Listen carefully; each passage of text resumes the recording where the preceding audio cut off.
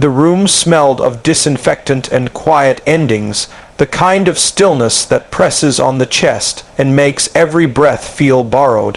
Machines hummed softly, not urgently, just enough to remind everyone that time was being measured in fragile seconds.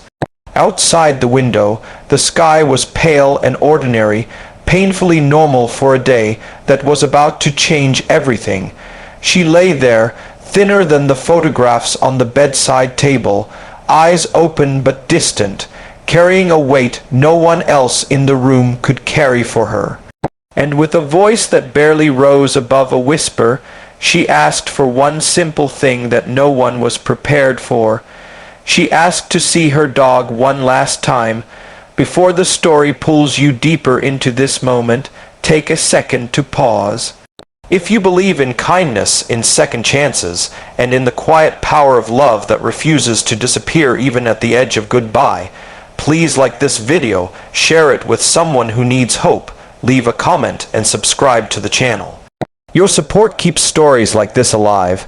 Her name was Eleanor, and for most of her life she had been the kind of person people described as steady.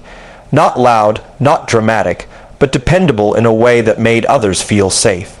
She worked at the same small library for nearly 30 years, knew the regulars by name, remembered what books they loved, and kept a jar of biscuits behind the desk for children who came in after school. Her life was not the kind that made headlines, but it was rich in quiet rituals, morning walks, afternoon tea, evenings with a book, and a loyal shadow following her from room to room. That shadow had 4 legs, soft brown eyes, and a habit of resting his head on her knee, as if that was the most natural place in the world. The dog had come into her life after her husband passed away, during a winter that felt endless. Friends worried about her then, about how silent the house had become. She worried too, but she did not say it out loud. When she adopted him from a shelter, already grown and overlooked by most visitors, something shifted. Caring for him gave her days a shape again, feeding, walking, brushing, talking to him as if he understood every word. In many ways he did. He learned her routines, her moods, the sound of her sigh when she sat down too heavily.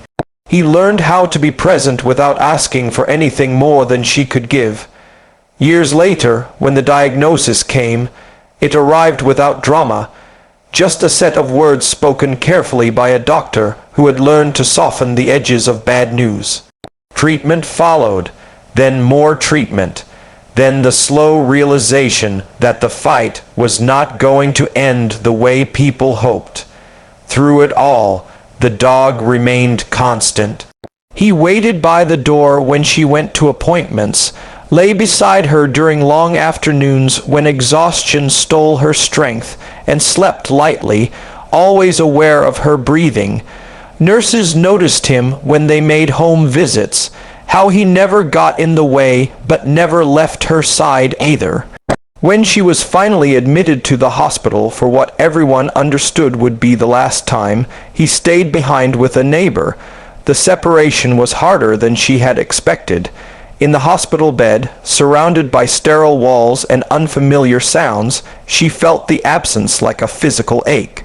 Family members came and went, holding her hand, telling her she was loved, that everything would be okay in the way people say when they know it will not be.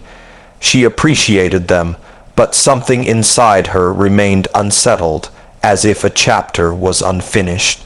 That was when she asked to see her dog one last time. At first, the request was met with hesitation. Hospital rules were strict. There were concerns about hygiene, about logistics, about whether it would be too much for her. But there was also something in her expression that made it difficult to say no.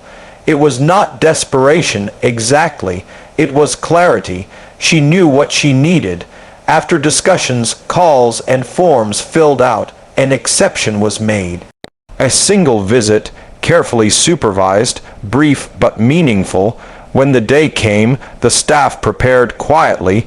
The hallway seemed to hold its breath, and then he arrived, leash in hand, tail low at first, as if he sensed the gravity of the place. The moment he saw her through the open door, something changed. His steps quickened, his entire body leaning forward, recognition lighting him up from the inside. She saw him too, and for the first time in days, her face softened into something close to peace. As he reached her bedside, he did not jump or bark. He simply stood there, nose lifted, breathing her in, as if confirming that this was really her. She lifted a trembling hand, and when her fingers touched his fur, a visible release moved through her.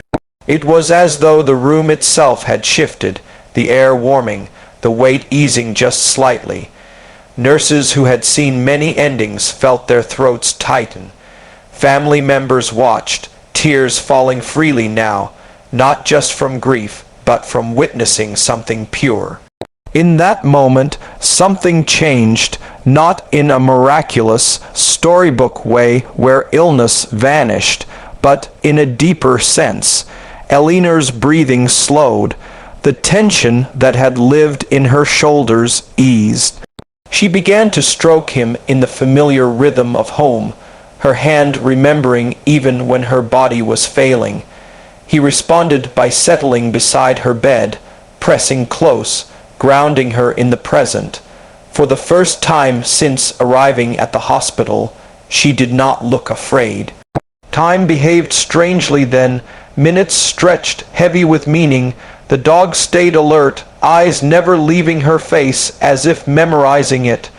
She seemed to gather strength from his presence, enough to look at her family and smile, enough to close her eyes without anxiety. The staff, watching monitors, noticed changes they could not explain clinically. Comfort replaced distress. Calm replaced restlessness. Love filled the space where fear had been. Near the end, as the visit drew to a close, she rested more deeply than she had in days. There was no struggle, no visible pain, just a gentle fading, like the slow dimming of light at dusk. The dog remained still, understanding in a way words cannot capture.